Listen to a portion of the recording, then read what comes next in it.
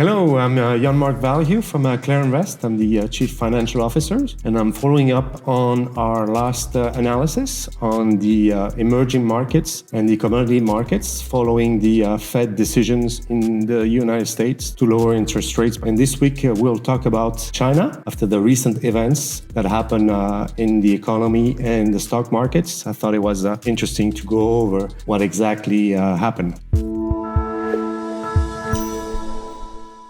So what we can see on this graph is the actual performance of the China index over the last 10 years almost. And we've had a nice run up following the COVID lockdowns, since China is a manufacturing powerhouse, kind of collected all the manufacturing of all the world. Thereafter, unfortunately, the government dealing with the COVID lockdowns was actually done poorly and terrible. And so it affected the whole economy. It brought the economy to a standstill. Following the 2020, the market proceeded to correct in a big fashion. So we moved down almost 50%. And of course, all the investors, analysts, and banks downgraded China, made it almost uninvestable as an asset class. It took some time to digest the slowdown in the economy. Nevertheless, the Chinese economy kept going, took care of some of the problems that they had in the economy, little by little. Keep in mind that we're talking about China, which is a communist government, so they do things differently than the Europeans or the Americans. And they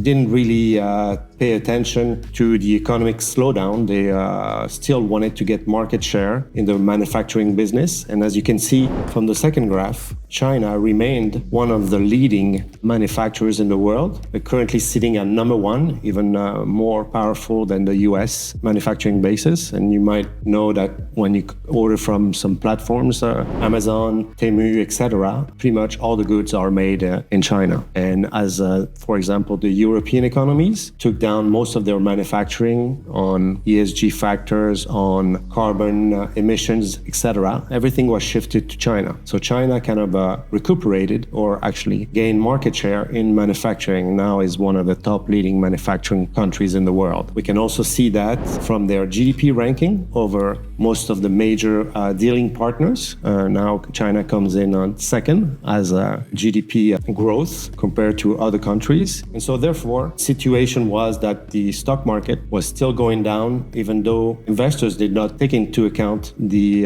growth of their manufacturing sector and the powerhouse that China created by also joining the BRICS countries, where they're actually working with different emerging market countries to form an alliance to better increase commerce, industry, and relationship with those BRICS countries. So when we came in about 2 weeks ago, China was the worst stock market pretty much in the world. And the performance, as you can see from this graph, is tremendous relative to other stock markets in the world. China was very cheap on a valuation basis, but nobody wanted to touch it after a 50% move, which is kind of a natural. It happened the same thing during the crisis in 2008 with the US, where the market actually lost even more than that. And so it took a while for investors to believe that the story and the valuation could go back to normal, or actually become attractive. Keep in mind that on an allocation basis of a portfolio, China doesn't represent more than 5% of a natural allocation. The US represents a bigger allocation, but still, every bank, analyst, and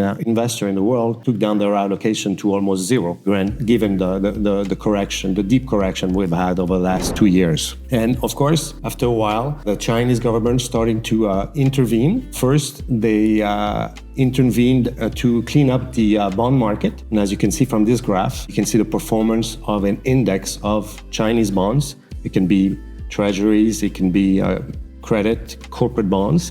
And as you can see, the market has rallied strongly on the fact that they've been able to clean up all the balance sheets. They've let companies go bankrupt. They've changed the way business is done to make it more competitive. And of course, right after this move, the Chinese government decided to handle or give a boost to the equities market. And it started doing a stimulus plan. And the stimulus plan, if it goes through, it will reach over $560 billion US dollars. So that represents a big chunk. That's an equivalent about 3% of the Chinese GDP. And naturally, the markets took off when they realized that China meant business and they were going to take care of the gap in valuation with the stock market. And as you can see here, we've had a rally that was on steroids very much because a lot of people were short, a lot of people did not invest in it, and all of a sudden, with a reassuring communication from China, from the Chinese government, people started to take confidence and decided that maybe first we cover the shorts and then maybe we start taking on an allocation. And the rebound is still ongoing, it has lasted over 10 days now. So you can see it's a tremendous move. And so we think now that we've rallied about 26%. Potentially could have a little breather, but I think that people and investors will realize that China is part of the world and it's part of a global allocation of assets, and you cannot stay away from those countries when they perform that way. And as an alternative to other equity markets, for example, the US, that's a bit more expensive, and Europe, which is in a difficult environment with growth faltering and manufacturing faltering, it makes sense now to start having an allocation within China and the emerging markets. The rally could consolidate a bit further, but I think that people will start to see value in the equity markets. We can have another leg up, and even if we rally further, we're only moving back to equilibrium after such a large drawdown we've had over the last 3 years. Thank you for your time. Happy trading.